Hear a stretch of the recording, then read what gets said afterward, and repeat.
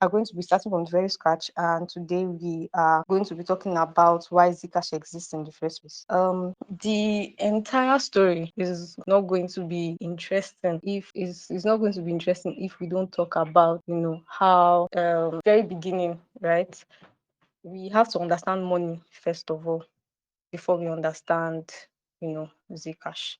And you know that for every tech that exists, right, they exist because a problem exists, right? There's something that that tech is trying to solve. I hope you can all hear me clearly, guys. Let me know if you can hear me.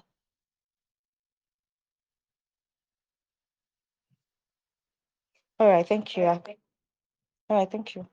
Um, so yeah, we if a tech exists, is because something gave that a problem existed. Let's imagine right now. Many people do not even know that in the olden days, people used to fetch water from a stream. From there we evolved to digging wells. I'm sure a lot of people have never seen a well. Gen Zs might have never seen a well in their life, right? They're used to taps because everybody has borehole in their apartments and all those kind of stuff. So all this tech exists because there was a problem. What was the problem? In this case, getting water, right? So humans, as we are very, very curious and thoughtful beings. We always find solutions to our problems, right? Now, the internet itself solved the problem of sharing information. We talk about the World Wide Web, how all of those things came to be. In the beginning, the way the internet works was, it was mostly, let's say, read only, right? We only had people that put the information in there. You just come as a user to read from those things. It got to a point where it became interactive. That's when we had all this MySpace and all that. You could now contribute to what was on the internet. And then now we are owning the internet, you get. So all of those things, we are just talking about evolution. So the email solved like problems when it comes to sending messages, instant messaging. And now coming to currency, how we moved from, you know, evolution of money from trade by barter to creating currencies and all of that. And then we have Bitcoin solving the problem of digital money, without any central authority. And then that's how Zcash came to be, because Zcash was solving something that Bitcoin itself could not solve.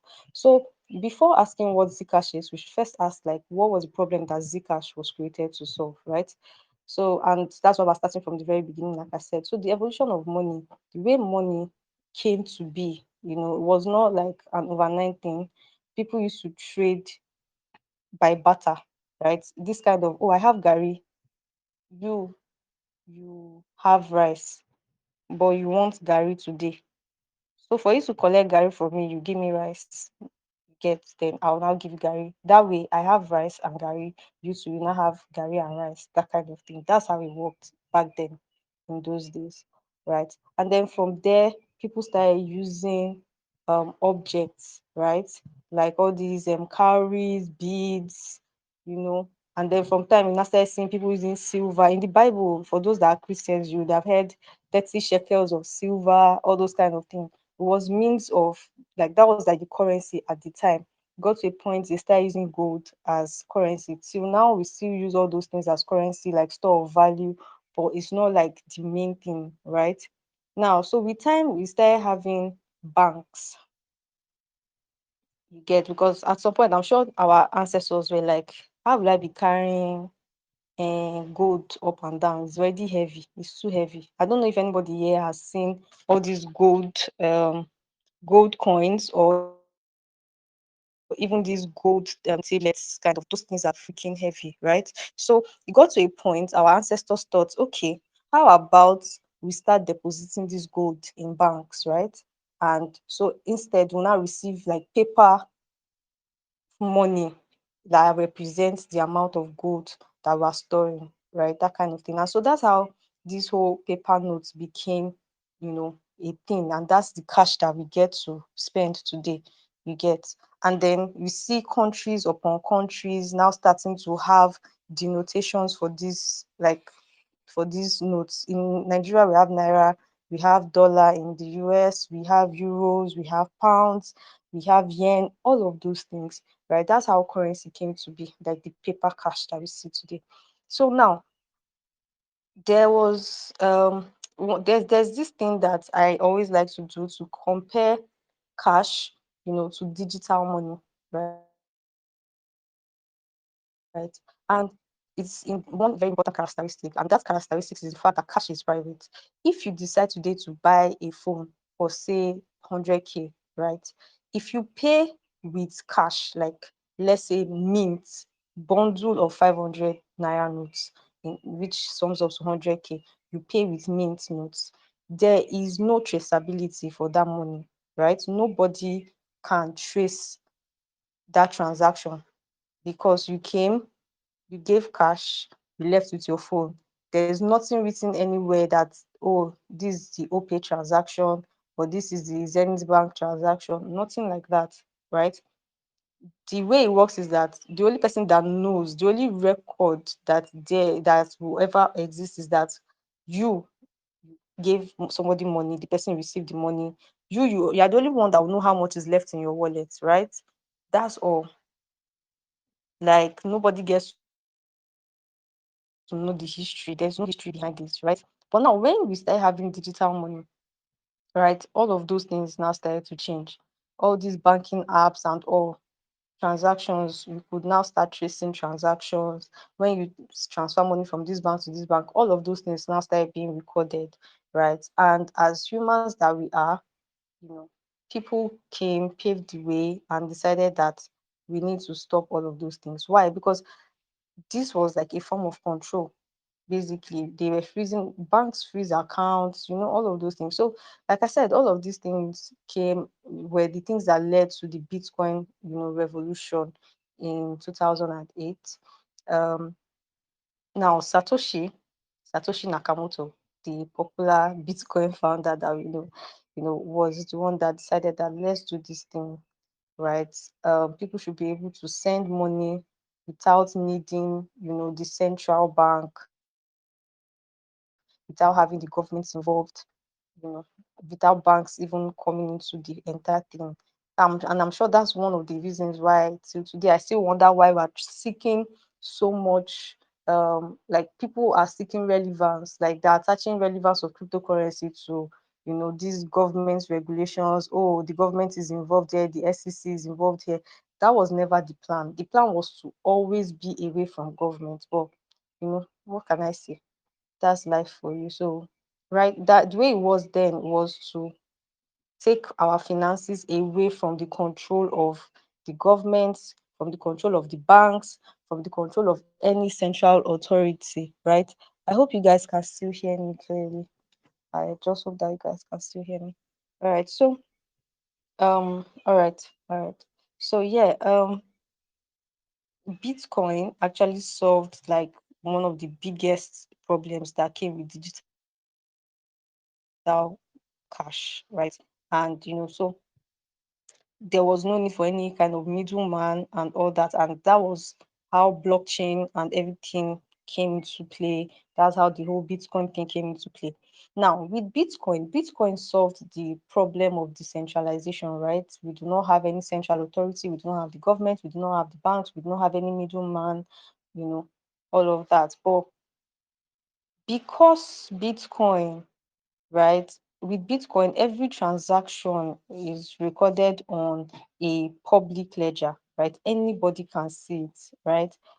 Because of that, the whole there was no everything became public, there was no privacy. Like, so whatever you're doing, anybody that has access to that public ledger, if they can put a face to your wallet address, then you are casted, right? Because everybody can now know who you've been sending money to. They can know what you've been spending money on. They can know how much you have left. They know when you will receive money. All of those things.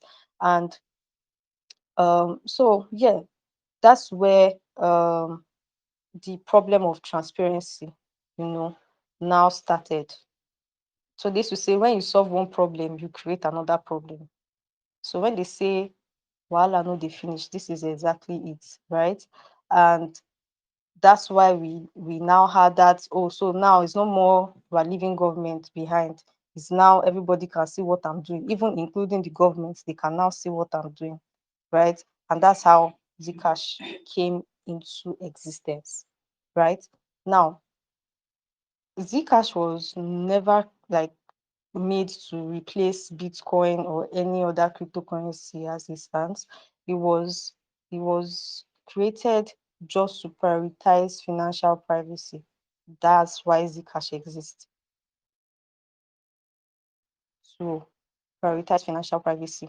Right. So and Zcash allows us to choose privacy when we need it, right? And we can also choose transparency too when we actually need to do that, right? And when people ask like, okay, so how does all of this work and all that, and is it even possible that you can have any form of cash, any form of cryptocurrency that is both private and transparent at the same time? That's Zcash for you. That's what Zcash offers. So basically over like the coming weeks, hopefully we would learn exactly how Zcash is able to do this, right? We'll be able to learn how that happens. Yeah, so Zcash is not just like a random cryptocurrency, right? It attempts to preserve like one of the most important qualities that cash has always had, which is financial privacy. That is it. The way we talked about how cash used to be, how you could just spend your money without anybody knowing, without any history, even each note that you're holding never like left a trail, right? You can't say, oh, the person that held this 1,000 naira note before used it to buy poison or use it to buy sniper. Me now, I want to use it to buy so and so thing, so it is tainted. That kind of thing. There was no trail. Nobody knows the 500 naira that your bike man gives you. You don't know where that 500 naira has been before it got to your bike man's hand, before it now got to your hand, before you spend it to buy akara or kuli or roasted corn, right? You don't know how that will happen. Nobody knows where it will go to next. That's how cash used to work. And so Zcash is trying to return us back to that very beginning, right? That's what Zcash exists to do.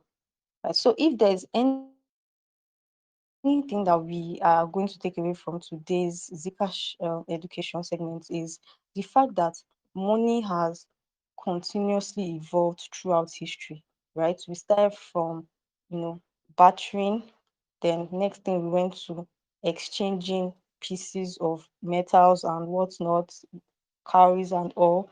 And then from there, we went into cash, like paper money. And then from there, we evolved to digital transactions. And then we came to, cryptocurrency. And now we have Zcash, right? So, yeah, cash is naturally private. And that is where Zcash is taking us back to. Digital money made payments easier, but they were not private. Bitcoin, solved the problem of decentralization with digital money, and Zcash now created the whole financial privacy, right? So that's why Zcash exists in the first place, for financial privacy. So